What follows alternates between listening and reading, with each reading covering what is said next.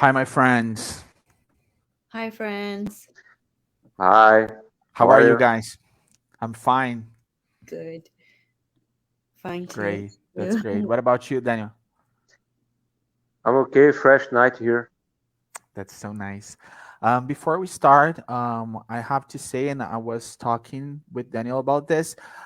Here in my state, we're having a couple of rainy days, so a couple of days we're having very bad internet connection here, so I can't open my camera and still listen to Nora and Daniel. So that's why I close it so I can be heard more properly and can hear you guys very clear. Okay, we're again here to talk about one more beautiful chapter of this book, Paul and Stephen. We're on chapter 5, and we're gonna talk the whole chapter tonight. Before we're starting, Nora will pray for us as usual, and then we can go ahead without any further ado. Okay. All right. Let us close our eyes. Dear Mother, Father, God, we thank you so much for another opportunity, for another day, for this beautiful gift of life, of studying, of friendships, of understanding, and just coming together, creating a beautiful link, a link of love, peace, harmony, and just joy to the world. As we study this evening, whether live or on demand, we ask blessings for every single person that is accompanying this, inspiration for our brother João, for Daniel, myself, and that our homes are illuminated. Let's say Hail Mary's prayer. Hail Mary, full of grace, the Lord is with thee. Blessed art thou among women, and blessed is the fruit of thy womb, Jesus. Hail Mary, Mother of God, pray for us sinners and at the hour of our death. And with that, we ask permission to begin. So it is. Beautiful. Thank you, dear, so much. So we're on chapter 5, which is called Stephen's Preaching. Um, Last week we saw Saul making arrangements with his friend Sadok of going to that church in Jerusalem in which those so-called men of the way were having their meetings. So, chapter 5 begins with the two friends entering the humble church in Jerusalem and noticing the compact crowd of poor and miserable people gathered together with a ray of hope in their eyes. So, that's where we're positioned. John, the apostle, Peter, and James, other apostles, got really surprised at the presence of the young doctor of the law. As we've talked last week and in previous studies, Paul Saul, yet he was very famous. They offered Saul the most comfortable bench, which he accepted with undisguised irony at everything he saw. That was his mental attitude. Inwardly, Saul was thinking that that story of Sadok's, as we've seen again in previous chapters, Sadok's uncle being healed, Saul thought that was a huge lie. And amid all those elderly, invalids, and infirm people, what could those unlearned men do? That's what Saul was thinking. And this really reminds us of a very beautiful part of the gospel. We're in John, the Gospel of John, chapter 1, the first chapter. We have a very special moment when Jesus calls Philip and Nathaniel on verse 46. When Philip tells Nathaniel that they had found the one Moses wrote about in the law and about whom the prophets also wrote, and when he tells him that his name was Jesus of Nazareth, the son of Joseph, Nathaniel asks, Nazareth, can anything good come from there? And just like that, we're seeing Saul of Tarsus skeptical that anything good could come from that humble church fulfilled with needy people. But as we all know, from Nazareth came the Christ. So we're going to see what comes from that very humble place. full of amazing things. Saul was thinking, what could be dangerous to the law of Israel in those abandoned children and half dead women? In those hearts, all hope seemed to have been extinguished. Which harm could they offer? Saul felt ill at ease in looking at so many faces that leprosy had devastated, that malignant ulcers had mercilessly disfigured. This is the scenario. An interesting thing is that Saul, he saw other people he knew from Judaism and were there also to see those humble men in action. As we've seen before, there were loads of people very curious about them. While Saul was reflecting on how that scene was unpleasant to his eyes, the room got full of people, and then he heard those suffering people saying, Stephen, it's Stephen, Stephen is coming. And then we enter properly in this chapter and what this chapter brings us. Sudden silence kept everyone in extraordinary expectation about that man named Stephen. The thin and pale young man prayed, and now we're talking about Stephen. The book brings that image from him. He was praying in a loud voice, asking for himself and the assembly the inspiration of the Almighty. Next, he opened the scroll and read a passage from Matthew. In our current versions of the Bible, it is in Matthew chapter 10, verses 6 and 7. But instead, go to the lost sheep of the house of Israel. And as you go, preach, saying, the kingdom of heaven has come.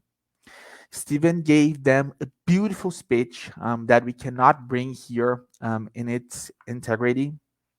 But he finished saying this. He finishes saying this: Christ is the substance of our freedom. A day will come when his kingdom will encompass the children of the East, West in one embrace of fraternity and light. Then we shall understand that the gospel is God's answer to our appeals in light of the law of Moses. The law is human, the gospel divine. Moses is the guide, Christ the Savior.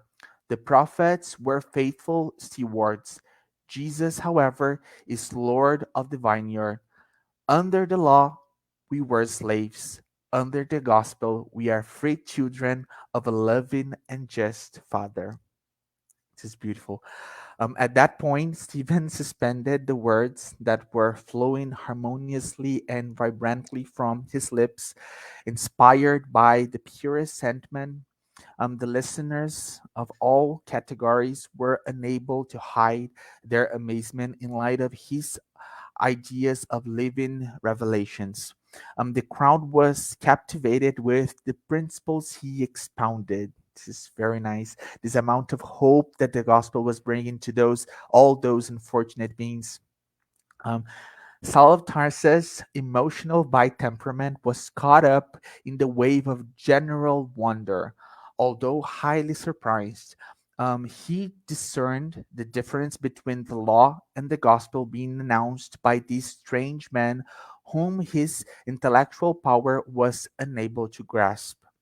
And this is a very interesting thing because when we think about the differences that the gospel brings when it comes from comparing to the Old Testament, we could think that the Bible would be this book full of controversies. But um, and that's the beauty of it, and the most important thing, the Christ is the main paradigm, the main north through which we read this entire text. So when we think, and we're talking here about admitting the Bible as a historical literary book, when we look to it and we know that it has this principle north, so it gets very well settled. In one glance, he realized the danger this new doctrine would cause to mainstream Judaism. This is very nice. And why is that? When he saw that Stephen was very, very well informed about the Old Testament. He knew that all that structure, that discourse, that speech, it made very, very much sense when they were acknowledging that the Christ had already come. And as we know, today in 2022, Judaism is still waiting for their Messiah. The Jews, they think that the Messiah has not come yet, because when he comes, or she, I'm not 100% sure, but as we know, Kabbalah has loads of new interpreters about the Old Testament and the Torah. When this Messiah comes, in their understanding, he or she will be this huge king or queen. And this is the most important thing, that they could not accept that Christ that was condemned in the middle of two thieves.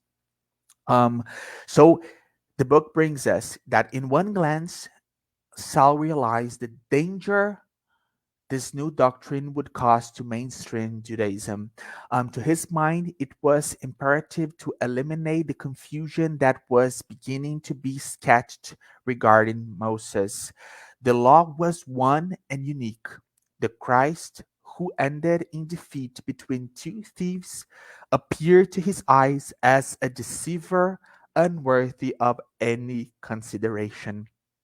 Stephen's victory caused him indignation. And this is a very important thing for us to know and to be very aware. Um, in this book, Saul was very pride. He was carrying this huge amount of pride, and he thought he was the main leader, the main orator. And when he saw this very young man, full of hope, bringing hope to those that he thought was a bunch of hopeless ground full of needy people, he was very scared, because at the end of the day, he was feeling already that that speech made load of sense. The orator, and now the book is referring to Saul, was about to resume his momentarily interrupted sermon, which was awaited with joyful expectation, when the young doctor audaciously stood up and spoke almost angrily, coloring what he had to say with obvious sarcasm. And now Daniel will continue.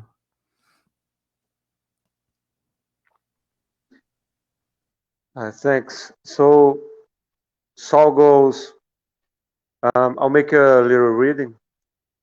Pious Galileans, where is the sense of in this strange and absurd doctrine? How dare you proclaim the false supremacy of an obscure Nazarene over Moses, right here in Jerusalem itself, where the destiny of the invisible tribes of Israel is being decided? Who was this Christ? Was he not a simple carpenter? So a debate starts, and we'll see that um, the emotional control of Stephen will hurt the pride of Saul even more deeply. So everybody got intimidated by such strong stance from Saul, but Stephen could keep his thoughts organized and replied, "It is fortunate that the Messiah was a carpenter, for humankind will be no longer without shelter." That response is even kind of witty. Imagine how much that made Saul angry. Never again will wander aimlessly in the storms or in the wake of chimerical ideas of so many who live by calculation without the clarity of sentiment. That uh, reminded me of a figure of speech of the angel's wings. Like one wing is the morality, and another wing is the knowledge. And so the flight is not clumsy. Both wings have to work with the same strength. So you have to develop morality and knowledge equally. And this part, living by calculation without the clarity of sentiment, is like you live only by the reason, only by the knowledge, and you can't feel, you don't feel empathy, you don't feel love uh, for other people in a fraternal way. And Saul, at that point, was furious, and he was used to reign over anyone who dared to challenge his arguments. And he decided to recite some of the most famous deeds performed by Jesus and connected them to the divine ancestry recognized by the Christians.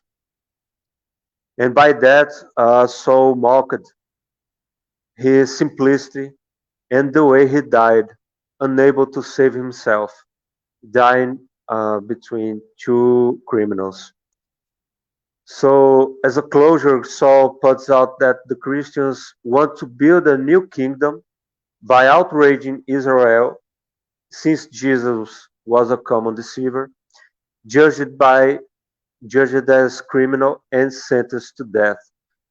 And so he's really outraged and saying to the men of the way, how dare you to make a martyr out of a common deceiver, sentenced to death by the Sanhedrin.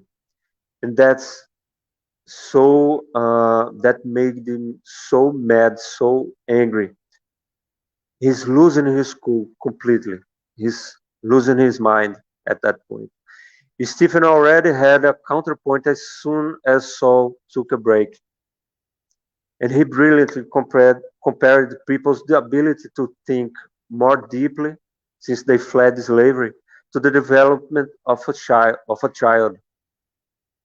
And this is a figure speech to the spiritual growth of a whole nation plus their own treasure of lemmings.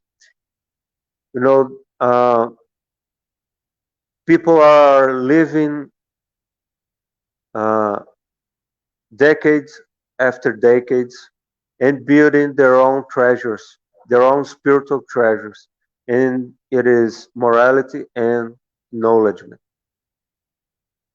Um, so Stephen compares the the lessons of Jesus to something that you teach to someone to that that reached that became a teenager. You won't teach the same things to a child, or to a teenager, or even to an adult. And the lessons of Jesus shows that people have grown and they are more moralized and they have much more knowledge and they are able to understand such profound teachings Jesus brought. Uh, Stephen goes on comparing God's plans to the battles promoted by the kings of the earth, and at this point, I personally felt so pitiful in front of the great intelligence behind God's plans.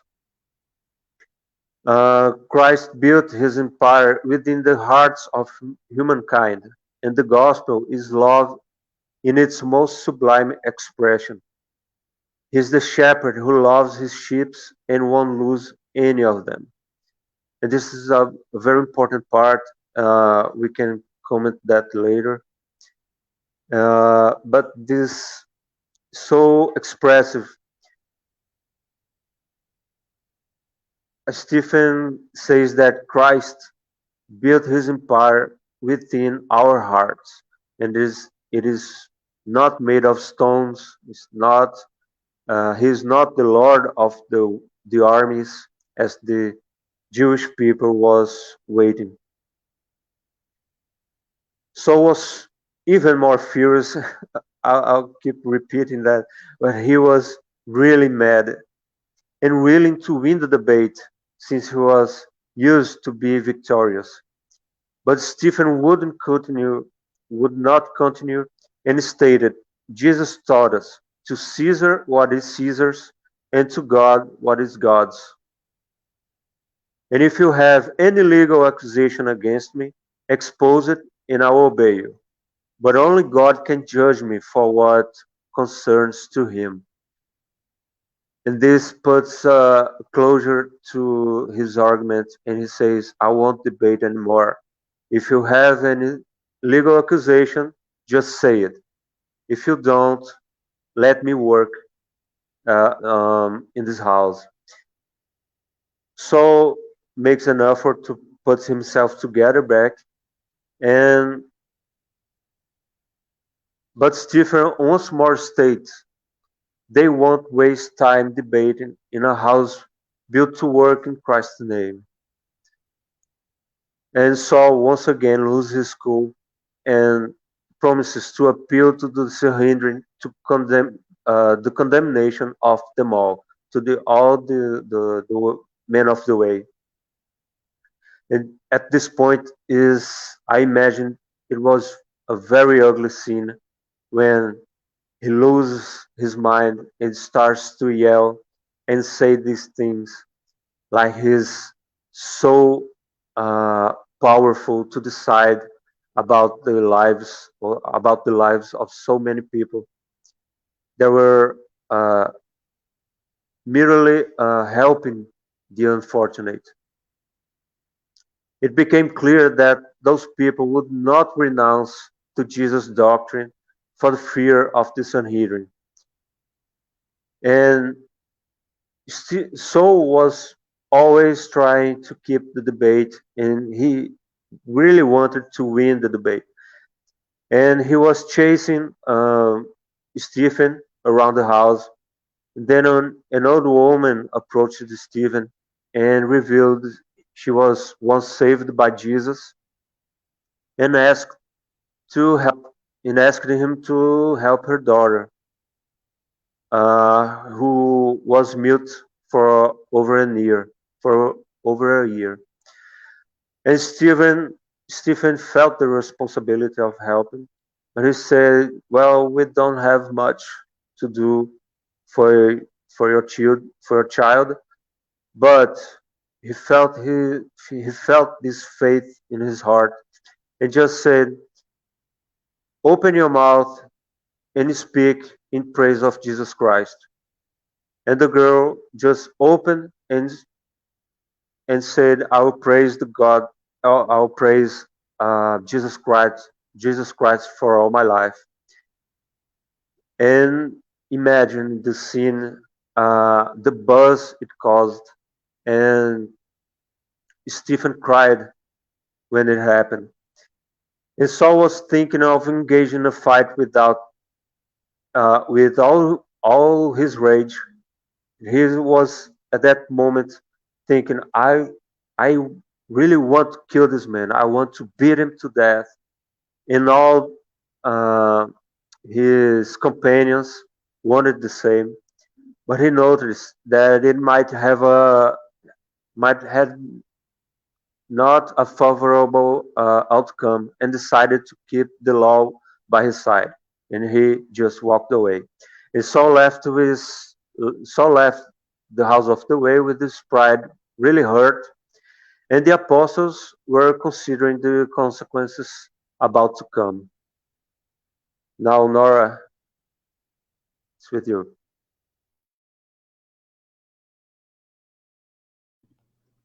It's so beautiful how you guys are sharing this story. João introducing us, to all these events, and then Daniel got like the meat of it, the whole thing, and just those beautiful miracles. We can imagine at that time how it must have been, and so now I know João had brought a little bit of the Bible, and I love what you also mentioned about that, because this is a book where we do need to understand a little bit of the historical parts of the Bible. And I'm gonna share my screen. I think we got this. Where did it go? Right here, because it's really gonna help us understand. I cannot see my screen, but it is. Are the slides coming out? I can only see the slides. I Dear, can't. it's fine. It's fine. Okay. It's working fine. Okay, Yes. great. Awesome. So Saul's we conviction. okay, now we'll get the summary first of the last of this chapter, because now, as we had, Jean introduces Saul of Tarsus in this scenario, and then in Daniel's part, Saul of Tarsus is confronting Stephen, and we see more of those beautiful manifestations of I'm going to use the word miracle again. We are talking about Bible, so I'm going to use some of that Bible terminology, but to see the way that they use the fluids and the magnetic energy to that Stephen used. In this end of the chapter, after all of that happened, Abigail and Saul, they go and they have a conversation. So Saul starts opening up just his impression of everything with Stephen and what he just saw, and he was like, "What's going on?" And Abigail is coming in and saying, "Okay, I support you. I acknowledge, right?" And she acknowledged the parts of his concern of, what are these individuals spreading, right? But at the same time, she was saying, "Saul, please be careful not to punish.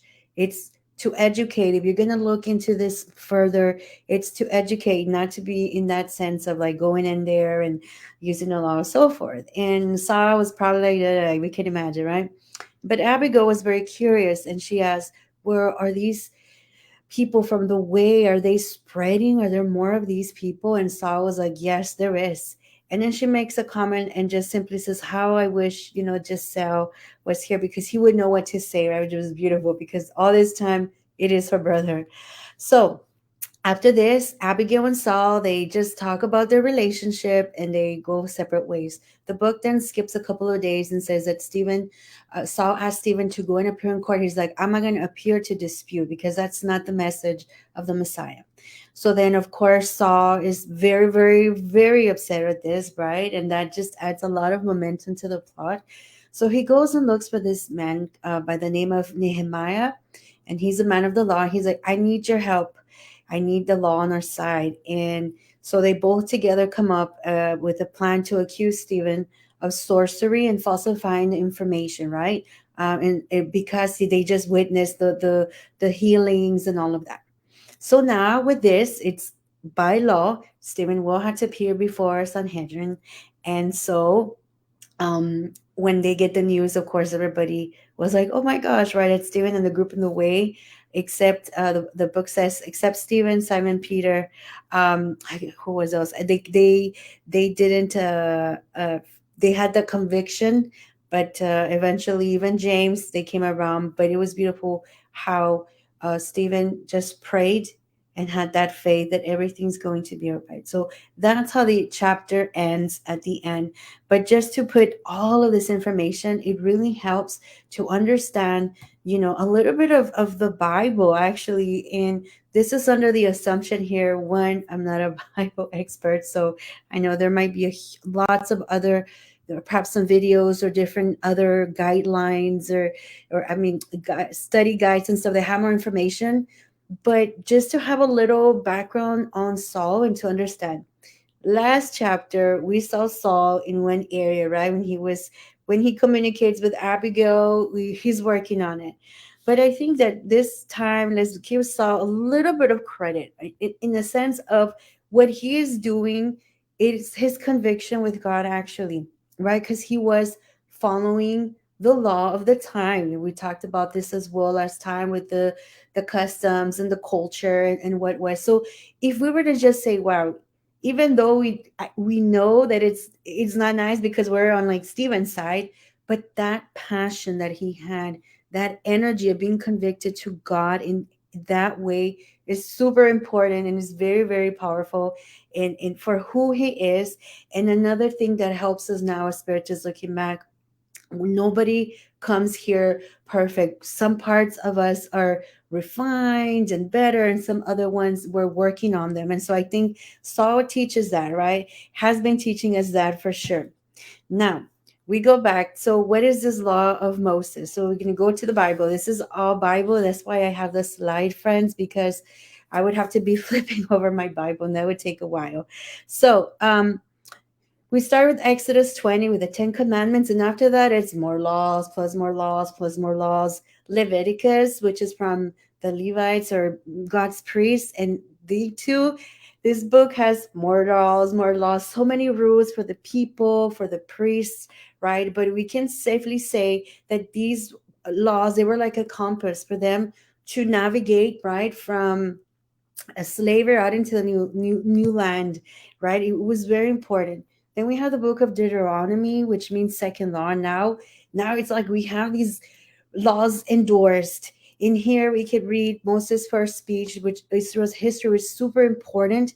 We have more rules, and more rules, and the results of being obedient and disobedient. So this is a lot to intake. But what's really interesting, if we look specifically Deuteronomy 6, right? How is it that Saul's convictions, where do they come from, and is it necessarily something to like, whoa, it's their lineage, just as Ron said at that time, law of Moses was in there. And Moses tell him, impress the law of the God, the commandments on your children. Talk to them about it when you sit at home and when you walk along the road, when you lie down, when you get up. Tie them as symbols on your hands and bind them on your foreheads. Write them on your door frames of your houses and on your gates. So here we have a Moses who was a man of God and was telling the people of Israel, this is what you need to do. And not only that, he continues saying, fear the Lord your God, serve him, and only take your oaths in his name. Do not follow other gods, the gods of the people around you. For the Lord your God who is among you is a jealous God, and his anger will burn against you, and he will destroy you from the face of the land. And he says, do what is right and good in the Lord's sight, so that it may go well with you, and you may go in and take over the good land. And the Lord promised an oath to your ancestors. This is just for us to see it is written for them to follow. And we can safely say that Saul was actually doing that. So this is something that's really good. And perhaps that's why Abigail was around too, because there was this part of him that she particularly took note of, right? Another thing that Jean said, I was smiling here because I was like, this is exactly what we're going to talk about now. Well, did the people have signs? And we can go to Isaiah 7. They already had some revelations, right? For chapter 7, verses 14 says, therefore, the Lord himself will give you a sign.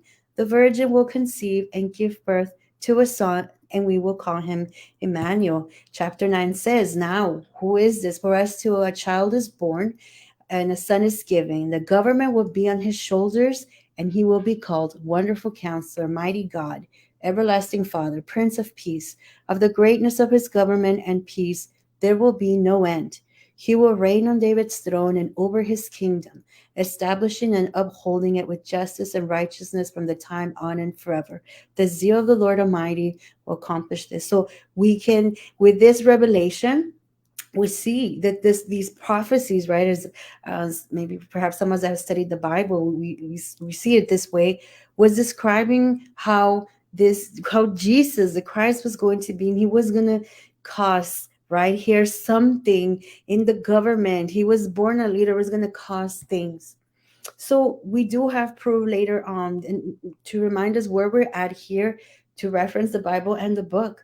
Jesus had just disincarnated, gone to heaven, however people feel comfortable seeing that scenario. But Jesus had just left this realm and went back to his original state. And so these were fresh stories. So they knew they were pro. So we can imagine how things were a little bit unstable. But one beautiful time was when she was talking to the Samaritan woman, and she says, I know that Messiah called Christ is coming. When he comes, he will explain everything to us. Then Jesus declared, I am the one speaking to you. I am he, right? So here we have Jesus already hinting. And then later in John 7, Jesus himself is telling them, yes, you know me and you know where I am from. I'm not here on my own authority, but he who sent me is true. You do not know him, but I know him because I am from him and he sent me. And he continues, on the last and greatest day of the festival, he says, let anyone who's thirsty come to me and drink. Whoever believes in me, as scripture has said, rivers of living water will flow from within them, since Jesus had not yet been glorified. So these are hints to the actual people where Jesus is interacting and doing this, right? And then this is a part, as João had also mentioned, the people were kind of like on the fence. Some, as we read here in John 7, surely this is the man of the prophets. And other people, he was like, no, he's not the Messiah, right? Because how can a Messiah just be born like this? And he's supposed to come from David and be descendants and be all of that, that as João said. So then we know that if we were to look at it from that historical perspective, actually, Saul was following what he needed to follow. But now let's talk a little bit about Stephen, because Stephen also had his way of being, right? And Stephen, we recall, right after Jesus had left, this is when the disciples were staying in, and he comes back from they freed him from slavery, so he ends up at the house of the way with Simon Peter, taking him almost as his own son. And these um, disciples had already been around Jesus. So this is the kind of training that they have. Jesus had already told you, if the world hates you, keep in mind that it hated me first. If you belong to the world, it would love you as its own.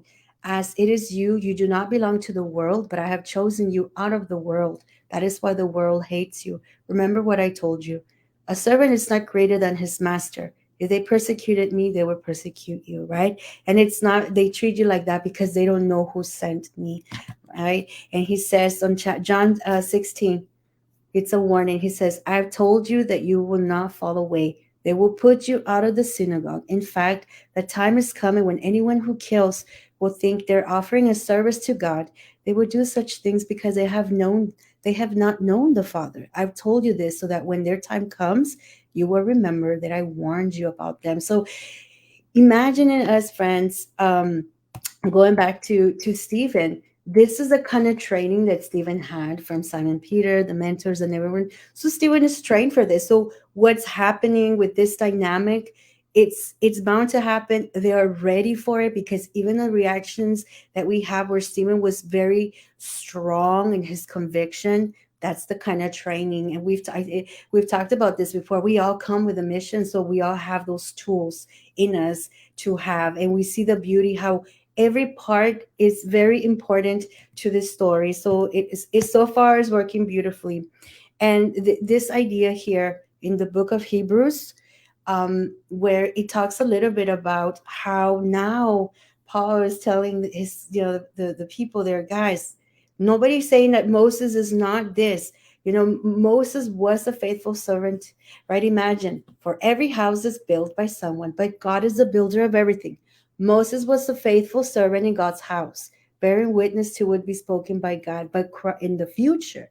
But Christ is faithful as the son over God's house, and we are his house, if indeed we can hold firmly to our confidence and the hope in which we glorify. So this whole thing, as they're saying, it's a system built for a purpose, and that purpose was super important. As we read through the story of Stephen and Saul, those contrasts that we talked about, they just actually complement each other, and they make this message even stronger. So when we look at both, we have Saul and then we have Stephen, we start to see how this dynamic is like fulfilling a very, very important message, and that everything is in its own place, and that they both have the same passion. As a matter of fact, when we looked at it, right?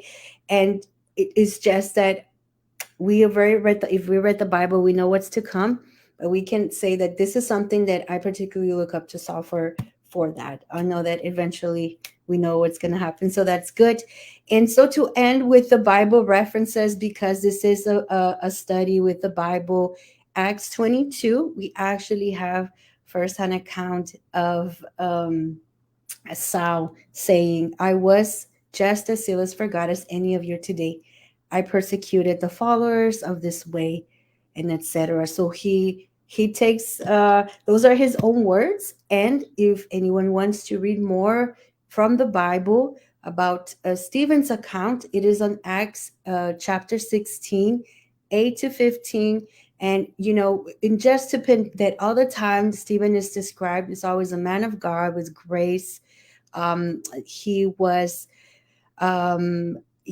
they could not stand up against the wisdom of the Spirit as he spoke. Very, very beautiful. And he described him with eyes of angels. His eyes were very angelic, you can say. So he was very, very, very, very special. And I'm not sure how much more we can talk about this, because I'm sure the book and policy will have more. But it's so beautiful when we think about this book that is bringing us all the details that the Bible doesn't have. I think we're getting just so much more the amplification of the story, and that's where the beauty comes in from this book. Now, Abigail is always coming in with her beautiful message. One thing, she planted those seeds when she was having that conversation with Sal. Imagine, friends, if she didn't have that, like those seeds, that faith, that even if it's not something that we see, and in even the story itself, we know that, Stephen got away with it. He actually got Saul got away with it and got Stephen to go into court, but the seed was planted, and that was very important. Another interesting thing is that Abigail felt just Saul's energy, so this is alluding again to the fact of this connection that we have. And it's interesting because the concepts stay the same throughout time. It's just the way they're told. So at that time, the alignment was, she's just, oh, if Giselle was here. But in actuality, today we have knowledge to know that she was actually feeling that connection with him from a spiritual angle, right? And I know we've been studying Andre's book, talks so much about just how we're all connected magnetically. And of course, her love, very beautiful love. So to finish up, so we can have time to talk a little bit, I'm going really fast. We learned that our pasts are important. Saul's journey was very important. The history of the Bible, the laws and everything that come, and the right paths comes with the alignment. So when everybody's ready for that alignment, then things start to become clear. And that was Jesus, right? That was Jesus coming in and saying, patience, the people will know who I am. What a beautiful message. And the persecution that we have today, it's not like those times, but it's spiritual. And we know as spiritists, our thoughts, the the spirits around us, they could persecute us. So it's so important that we continue practicing what we're learning with Stephen and those of the way, to keep on pushing, to keep on having that hope and that faith. As Romans 15 21 says, those who were not told about him will see, and those who have not heard will understand. So, I'm going to stop sharing it. This is absolutely just very, very, very beautiful. Thank you, friends. Just the Bible, Oh, something we we thank understand. you. Beautiful, beautiful, beautiful. Daniel, do you want to say a couple of things? I'm gonna pass the word to you first, then I'm gonna make a couple of comments as well. Well, that part of Norah's, when Jesus always says, like, that's okay, you're not gonna understand it now, you're gonna fail, but that's okay, I have planned it. That's the way things are. We feel that's so humbling, we feel so small. That's divine intelligence. That's way bigger than any plan that we could make up. So that's impressive. Yes, this two words, divine intelligence, I think they do apply here. Um, I think that we have three very important perspectives here And they are working together in this book. And Emmanuel is a very great author in doing this, because we have the Old Testament, we have the Christ as this new upheaval that is changing the world and it's changing the law and bringing the love as the north and the really important paradigm. And we are reading a spiritist book, a psychographed book. So we are facing at the same time the three revelations here. Um, Emmanuel has a book, a beautiful book called On the Way to the Light. Here in Brazil, it's a very famous book. It's called A Caminho da Luz. In this book, we understand all the structure from Genesis to Malachi, all the Old Testament, and what it's actually trying to tell us. And we see from that book that all that story about that garden in Genesis, that apple, that snake, it's actually referring to another planet, a very more elevated planet, a more evolved planet, and that's what that scenario would be. What's this that garden would be about? A happy planet, as Kardec puts to us, and then they were degraded. They left the garden, and then we start the Old Testament. Emmanuel explains to us on this book, On the Way to the Light, that all that prophets that were talking about Jesus, they actually heard about Jesus in the spiritual sphere.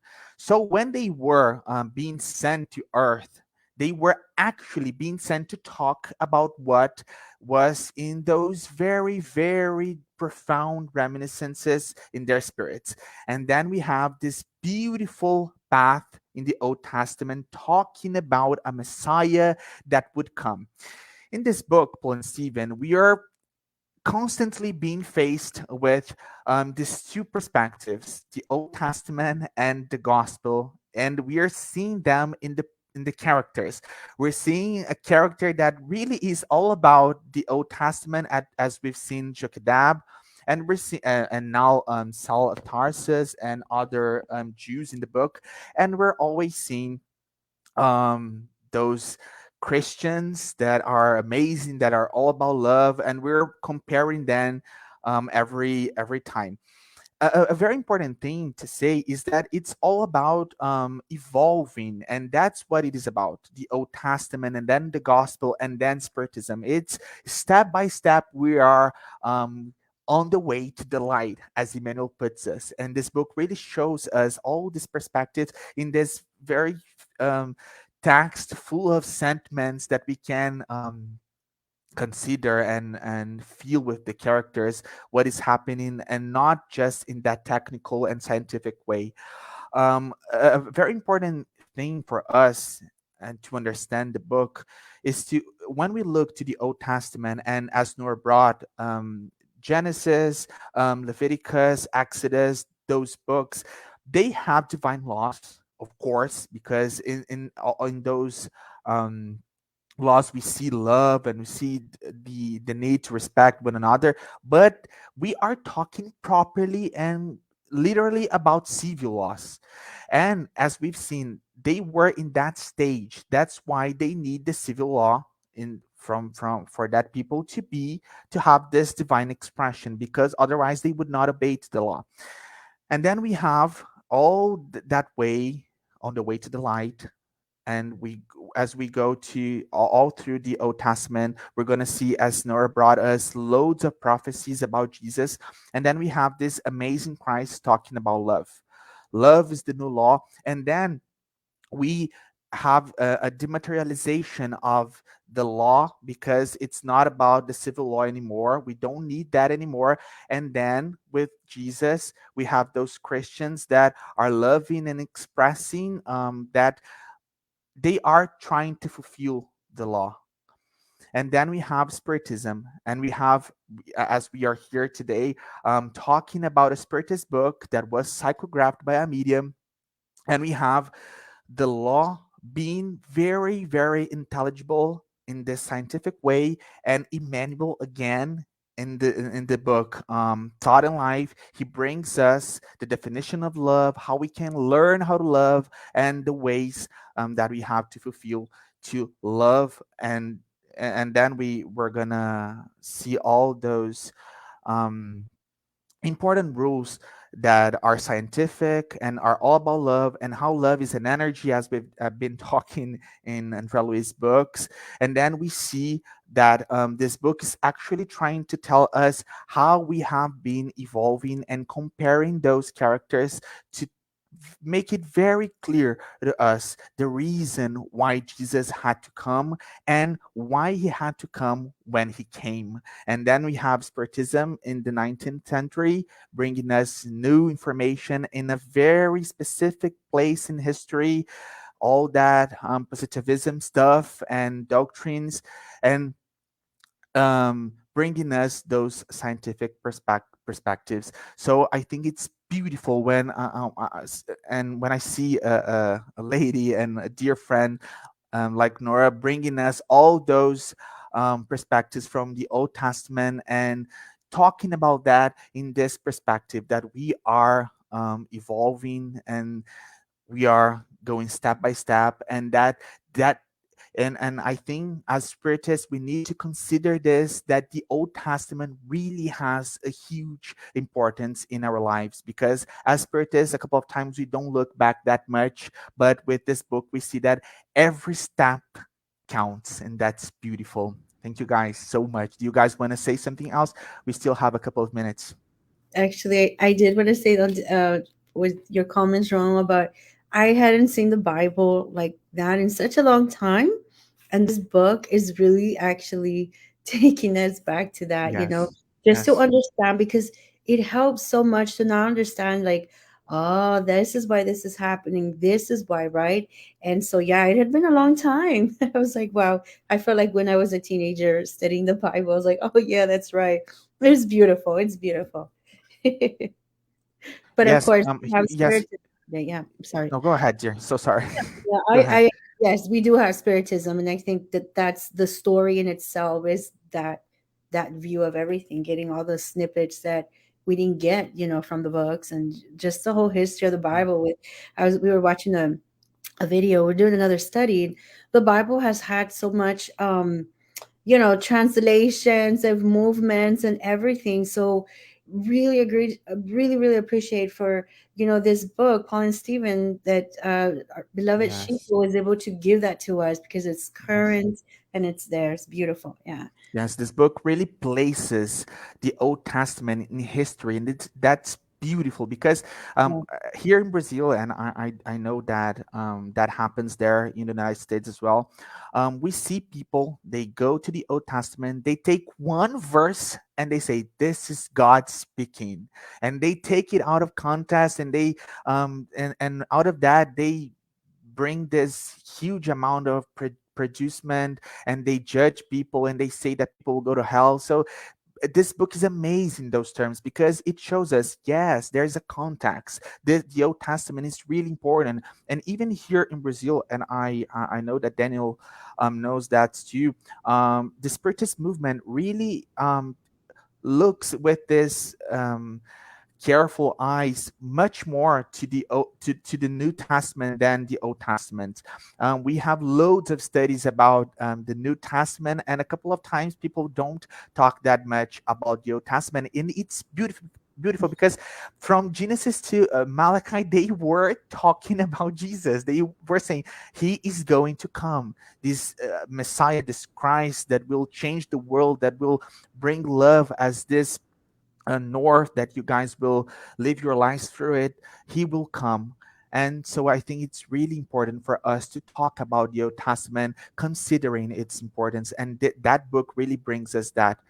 Bro, do you wanna say something? Uh, Tonight has been really meaningful.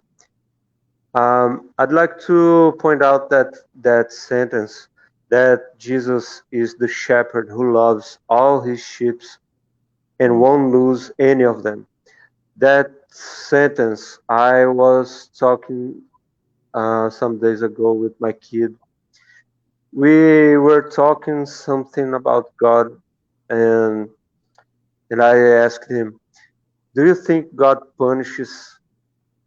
And he said, "Yes." And I said, "I don't think so."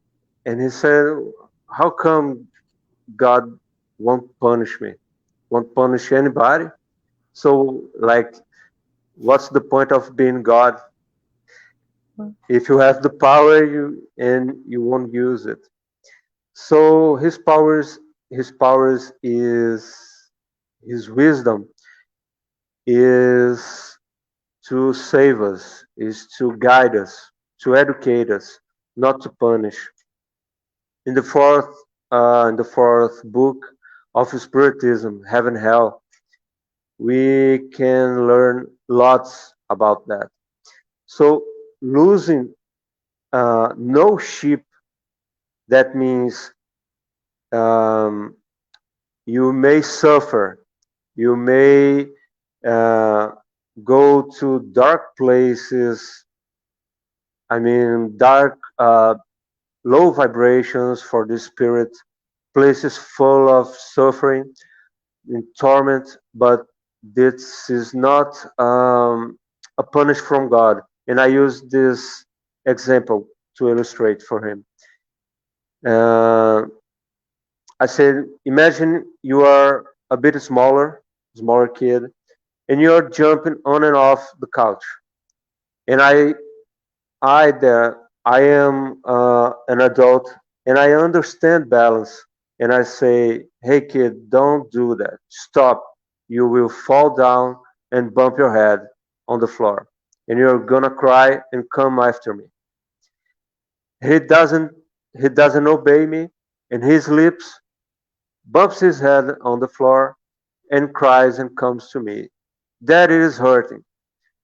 So I'll say, yes, but I warned you and you did not obey me. So I'm gonna lock you up in the room until you die and you perish alone in a dark room. Does that Perfect. sound reasonable for you? He said, oh no, that's terrible. You would be a terrible father. And I said, yes, why do you think that God does that to you? To you or to me or to anyone. He loves everyone. The best human being on the planet or the worst criminal is a son of God. Every animal, to the very best friend of ours, to the pest like a mosquito or a flea that torment us, it's all created by God. So he loves and he won't punish, but we suffer the consequences of our mistakes. And the power of God is used to guide us through our mistakes. And every time we break something, we come back through reincarnation to mend it, to make it uh, whole again. Thank you. I spoke a lot more than I. Amazing, amazing, amazing. You're a great father. That analogy was beautiful and very intelligible for us to use and to understand that of course that does not make sense that for one mistake you're going to be thrown in a hell full of fire for all eternity. Of course that does not make sense. And unfortunately we have brothers and sisters of ours still believing in that and still judging other people that will go to that hell.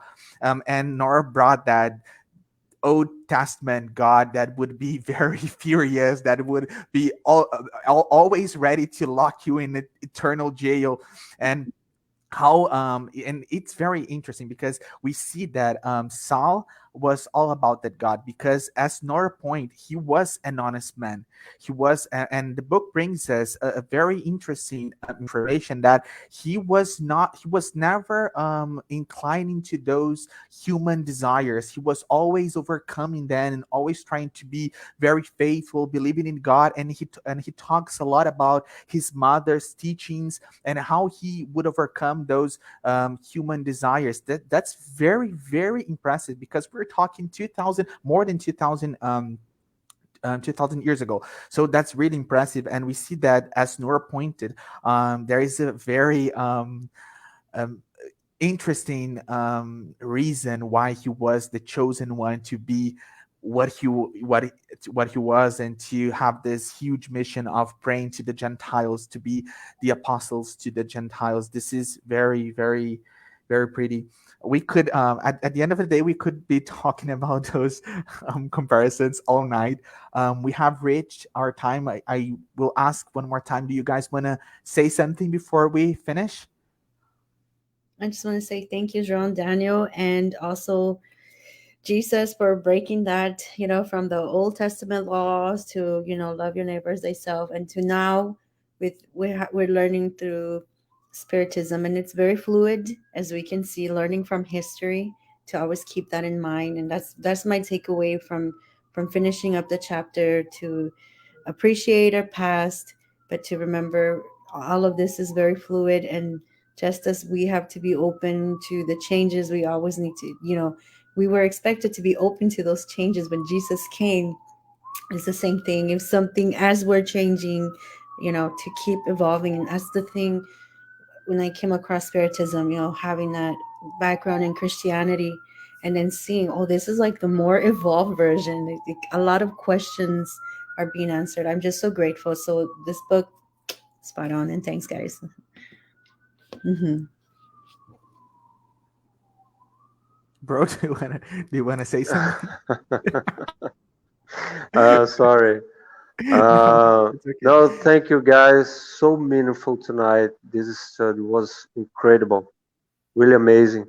Thank you so much, and good night to you all. See you next time. Thank you.